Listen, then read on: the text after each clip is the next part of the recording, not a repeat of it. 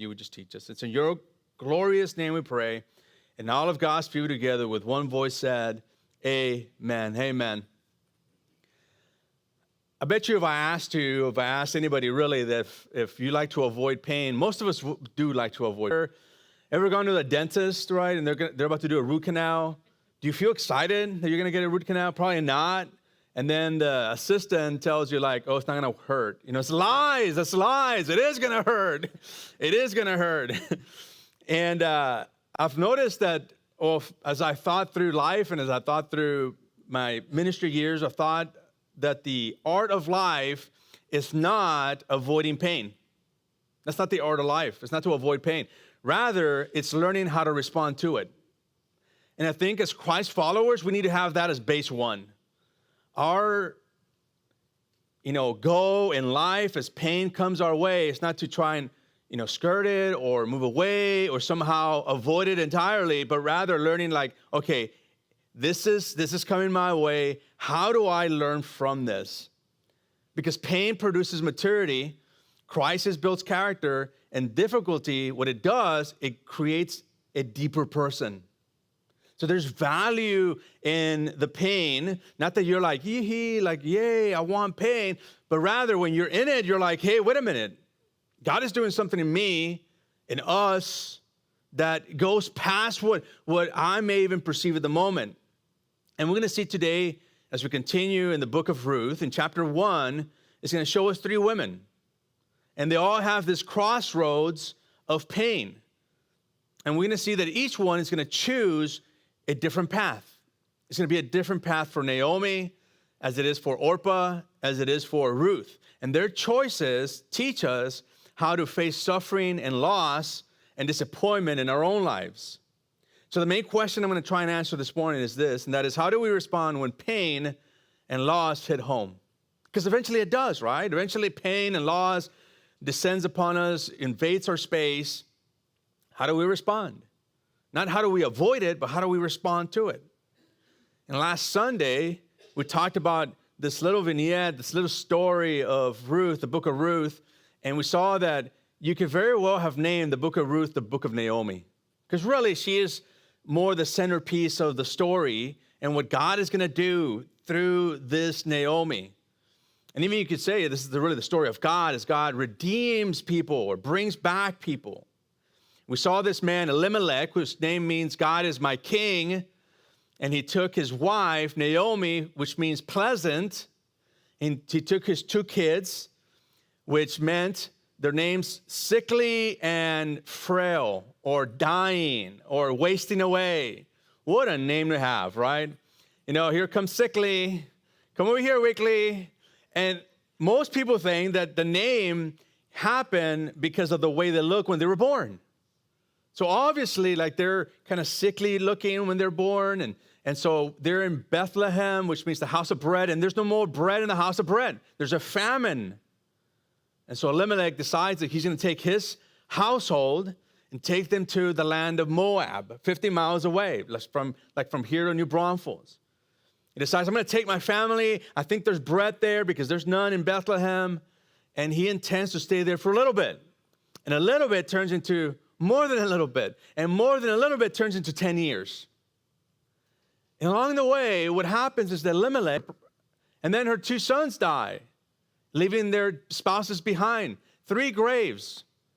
And at that point, it's like, okay, it's time to go back. Naomi hears that there's food now in Bethlehem, there's bread again in the house of bread, and she decides to pack up her bags, hits that U-Haul and start heading towards Bethlehem. And this is where the story begins today. I want you to go to verse 6 of chapter 1, which is where we ended last week. And during the course of today's message, I really want us to pick up the idea of how do you deal with pain.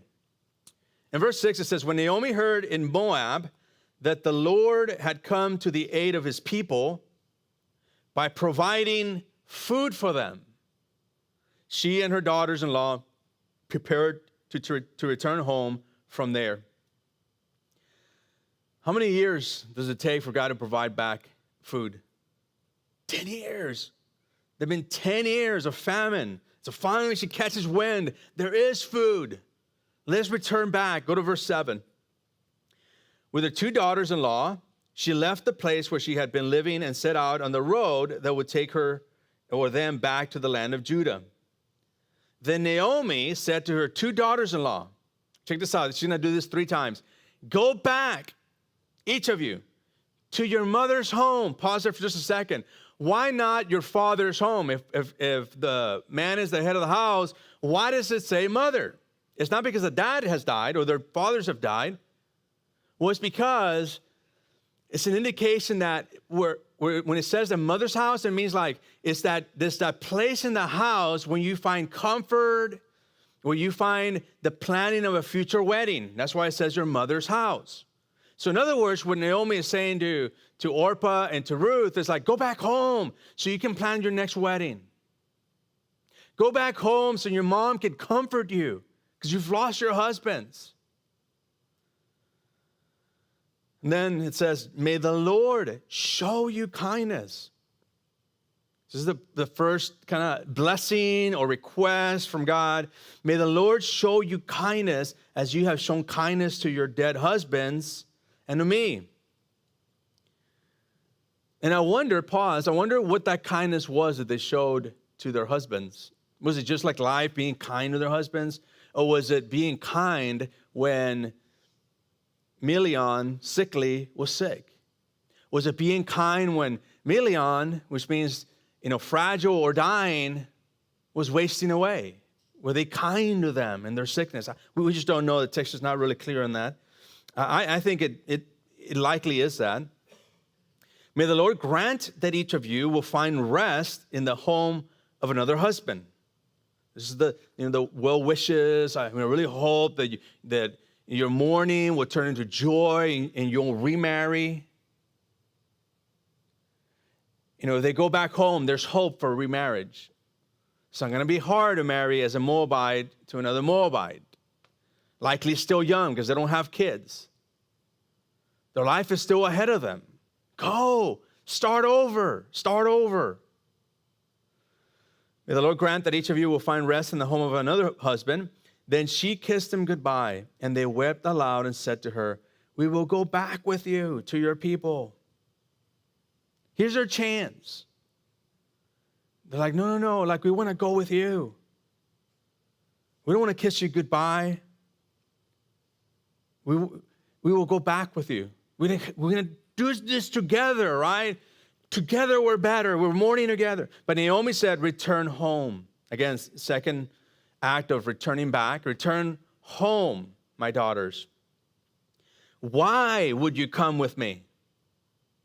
Why would you come with me? Now, it's interesting the argument that Naomi is going to use. This is a very practical one. Am I going to have any more sons? Like she's already older in years. Am I going to have more sons who would become your husbands? Like it doesn't make sense. Wait for me to have another child so you can marry my future son. Take the risk. And she says, return home, daughters. I am too old to have another husband. Even if, let's just suppose, let's just pretend, let's just make, like even if I thought there was still hope for me. Like even if I did get married again, and even if I did have sons, if I had a husband tonight and then gave birth to sons, let's assume that it'll be boys, not girls. Would you wait until they grow up? Again, very practical, very sensible. Are you going to wait? Would you remain unmarried for them? No, my daughters. Now, here we're going to see why she's saying this. One, it just doesn't make any practical sense. I'm more of a practical person. I like that style. It's like, okay, it doesn't make practical sense. It's not sensible, But then we get to the core of that sensibility. It says, it is more bitter. Interesting. The word bitter is used there. Is the same word that is used for Naomi. Remember Naomi's name is the same word that is used of the name that she's going to say for them to call her, which is Mara, which means bitter. It is more bitter for me than for you. Why? Because the Lord's hand has turned against me. Did you catch that? Whose hand has turned against her? The Lord's hand. That's her perspective, right? Husband dies, goes to a different land where they don't worship God. They worship a false God. Her sons have died. Her whole livelihood has been turned upside down. And she attributes that to the hand of God. The Lord's hand has turned against me, very personalized, not against us, but against me. Naomi has lost everything at this point. And she feels cursed, she feels abandoned, and she feels unloved. And if you go forward to verse 20, it says, call me, don't call me Naomi, call me Mara. Don't call me pleasant. Call me bitter. Man, that's really bitter, isn't it? Don't be calling me pleasant. Call me Mara, bitter. Because, why? Why the change of name? Because the Almighty has made my life very bitter. Again, she's passing the baton to the Lord, saying, God made me bitter. Not my choices, not my husband's choice to leave the land that was promised to, and stay there. No, he chose to leave. It was a choice they made. And then, in addition to that, not only was it a choice they made to go, it was a choice they made to stay. But she just bypasses that. She's like, no. God has brought me bitterness.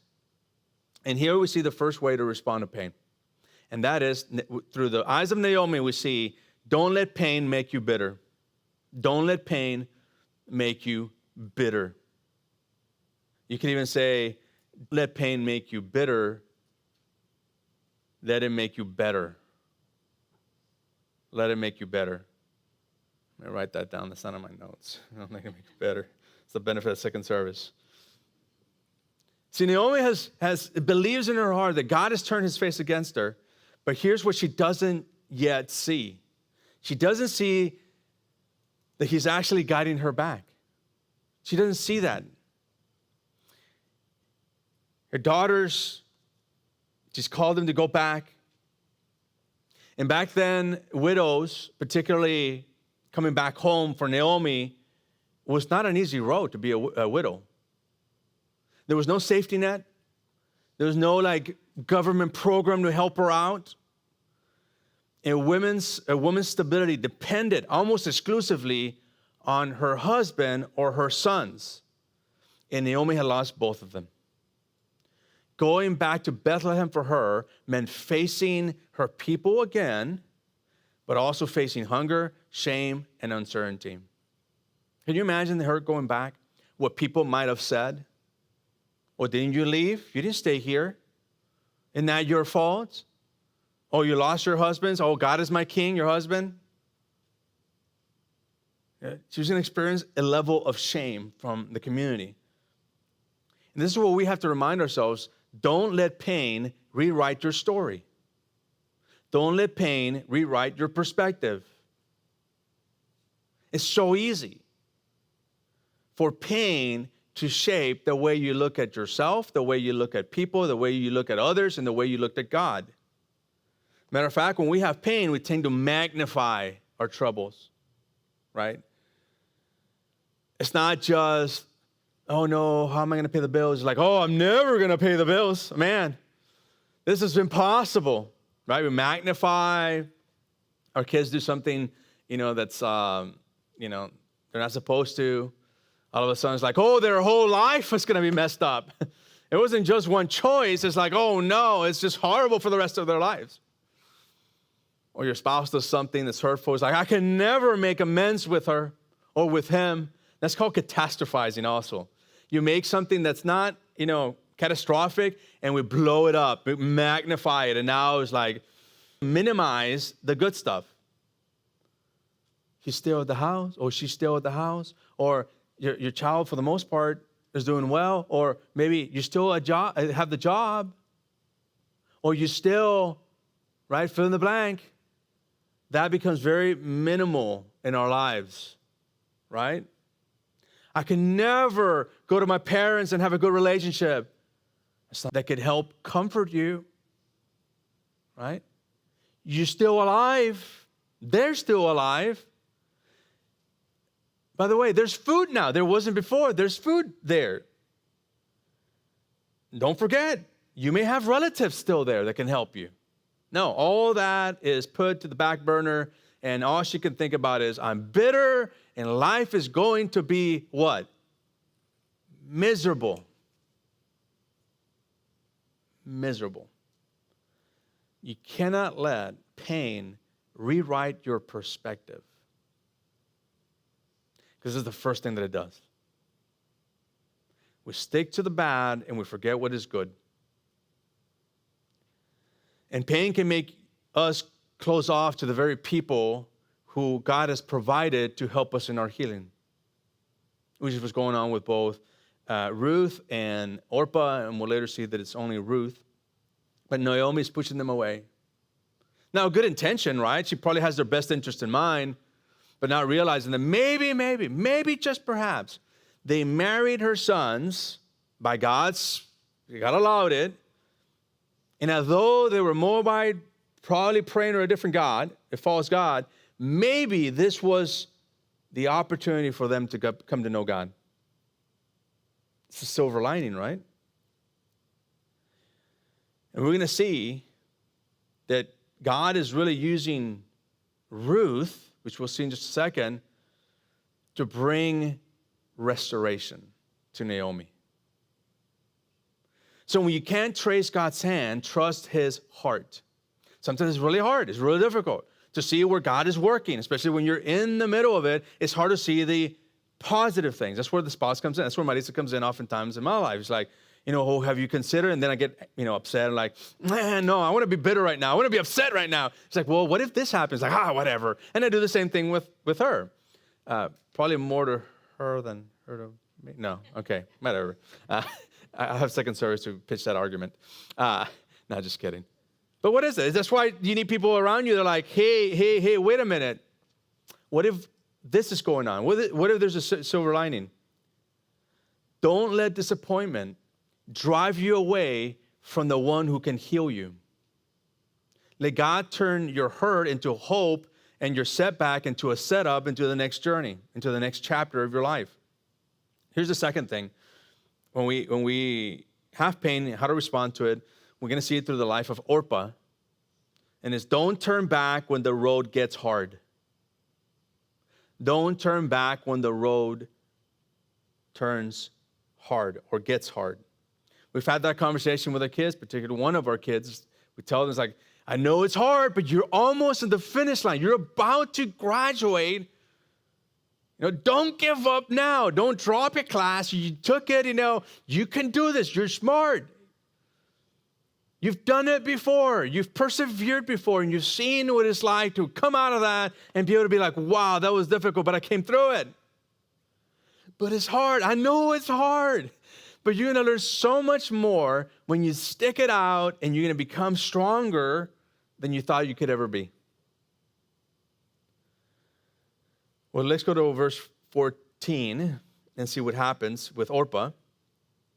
At this, they wept out loud again. Then Orpah, which means, anybody remember what it means, Orpah?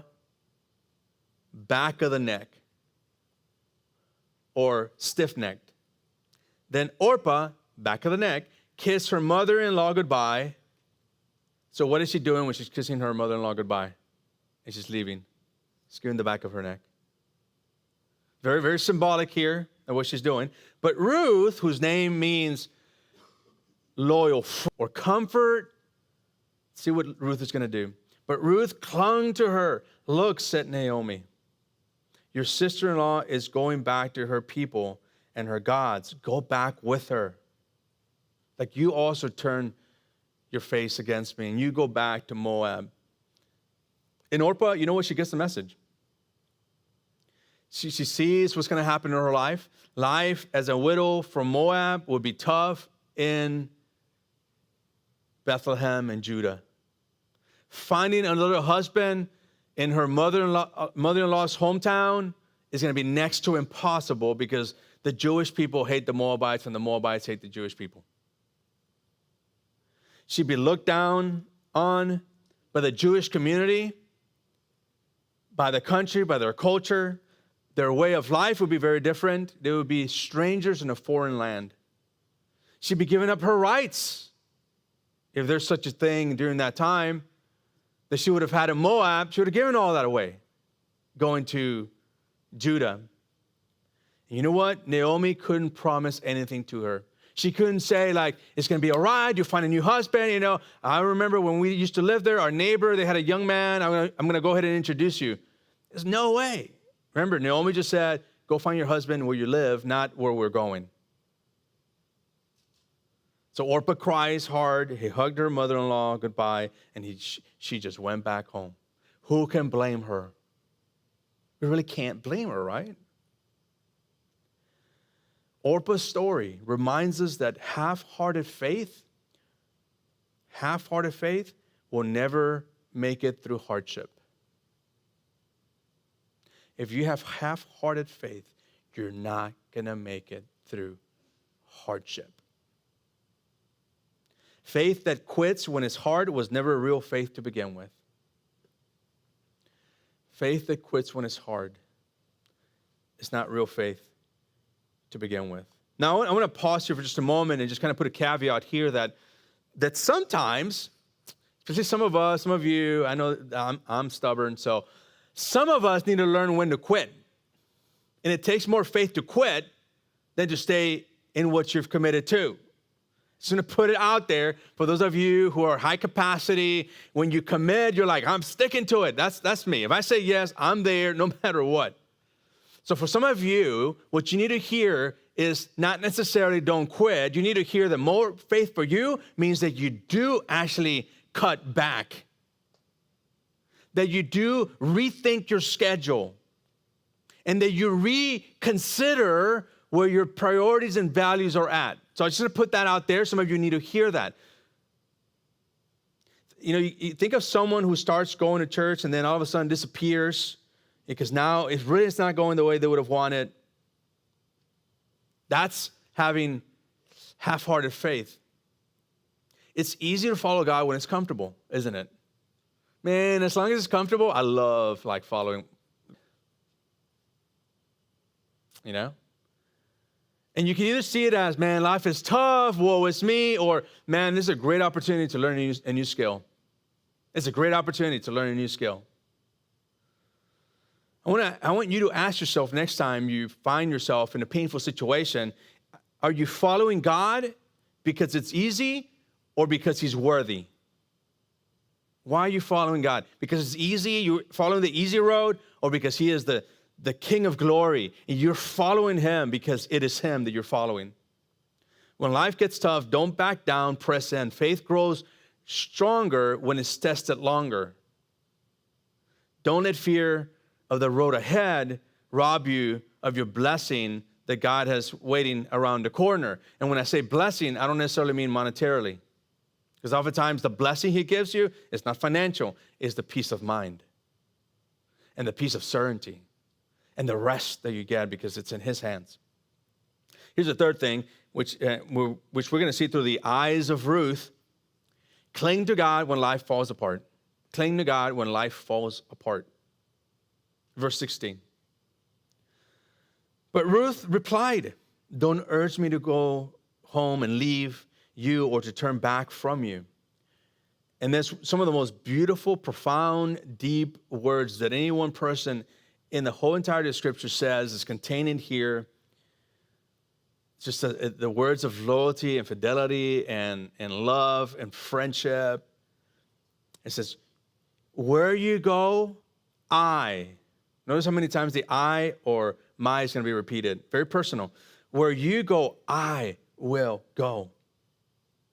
And where you stay, I will stay. I'm not quite sure where you're going. Bethlehem, whatever that means. Never been there. Never taken a vacation there. I'll go where you go. I don't know where we're going to stay. At a camp or somebody else's house. Not quite sure. Because her husband would have lost his land or potentially lose his land. We're going to see what happens with that. But I don't know where we're staying. Certainly it's not going to be at a motel or a highfalutin Airbnb. Your people will be my people. Whoa. Wait a minute, but you're a Moabite. I don't care about my language, my culture, my people group. I care about you, and where you're at, I will be. Where you die, I will die. And there I will be buried. Not in my homeland, not where my parents can visit my graveside. No, not where my husbands are buried in a foreign land that they didn't grow up in. No, I will be buried where you are buried. May the Lord deal with me. Whoa, wait a minute. The Lord deal with her? It's not talking about the false gods here any longer. May the Lord deal with me, be it ever so severely, if even death separates you and me. Man, for those of you who still have kids that haven't married yet, man, wouldn't you want like a son-in-law or a daughter-in-law that was like, that's the way they would think? I know we do. Like, man, such faithfulness. So her words are some of the most powerful. Again, like I said, she's given up everything, security, comfort, you name it.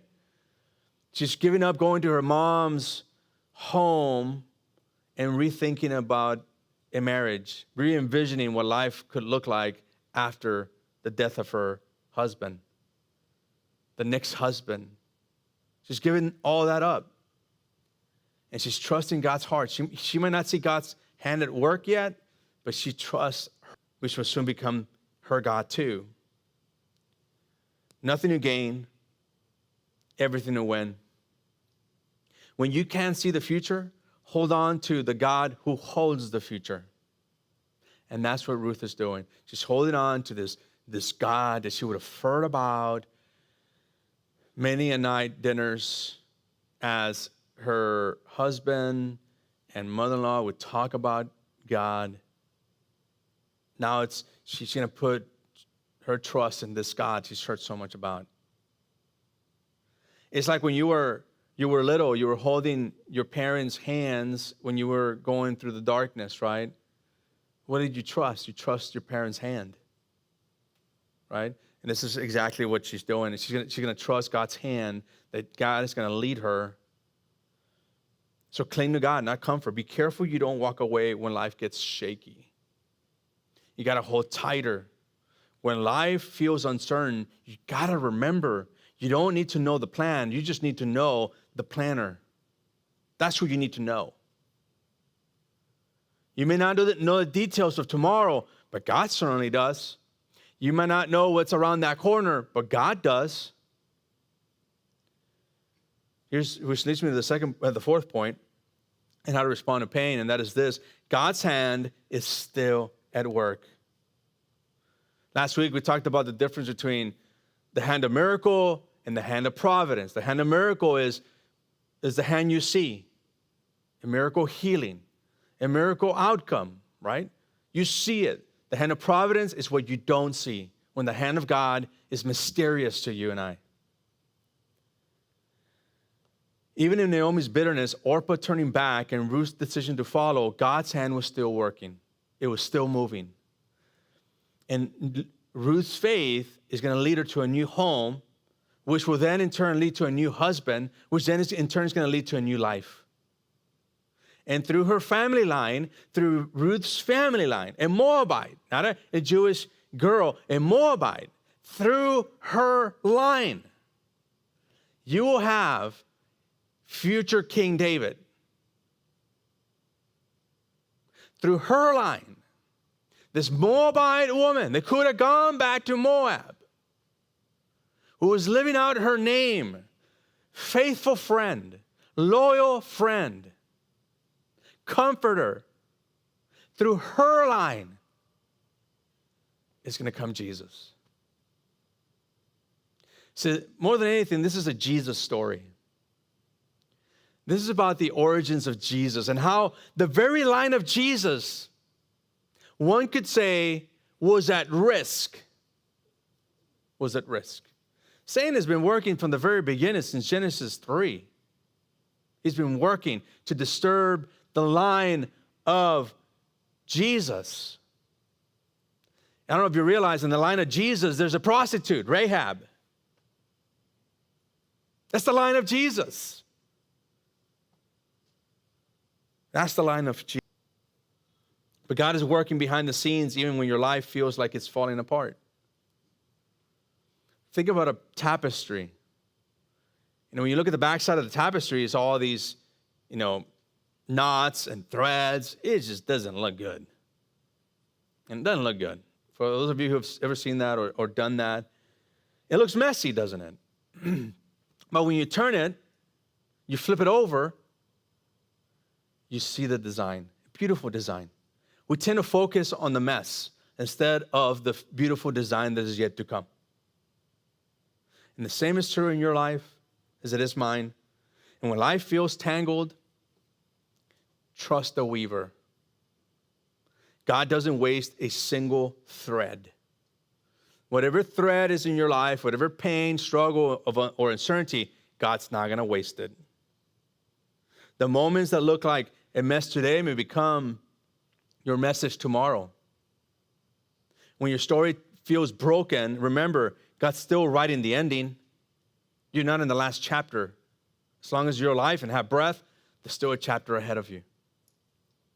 When you face your own crossroads, which road will you take? Because pain can make you bitter. It can make you quit. It can make you cling tighter to God. But you know what? The choice is really yours. The choice is yours.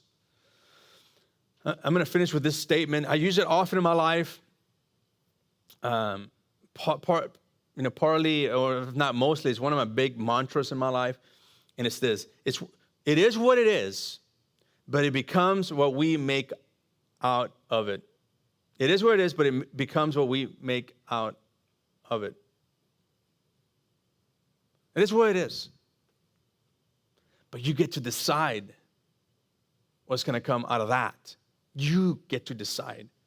You and God in your story get to collaborate together to see a better story in your life. Let's pray.